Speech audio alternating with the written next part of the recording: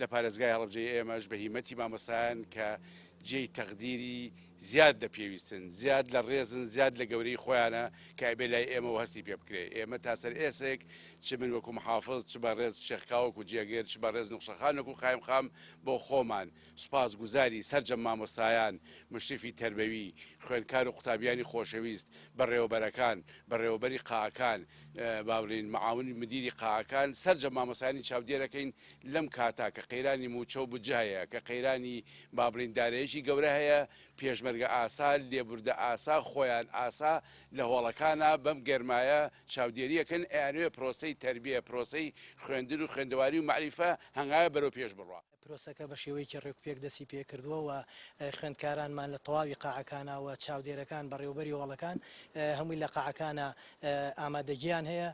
لە سنووری بەڕێوەبەرایەتی گشتی پەروەردەی هەڵەبجەی شەید 56 قاعەمان هەیە، 2350 خوێندکار بەشداریەکە و 4497 مامۆسا و چاودێر و بەڕێوەبەری هۆڵ بەشداری پرۆسەکەکەن لەگەڵ سەرپەرشتیار. ئەمساڵ جیا لە ساڵانی تر بۆ ئەوەی ڕێکاری تەندروستی بۆ خوێندکارانمان بگرینە بەر بە سوپاسەوە کەمپی زانکۆی هەڵەبجە و پەیمانگای تەکنیکی هەڵەبجە بە سوپاسەوە بیناکانیان خستوەتە خزمەتی خوێندکارانمان بۆ ئەوەی خوێندکارەکانمان بە ڕێکاری تەندروستی بتوان پرۆسەکە جێبەجێ بکەن.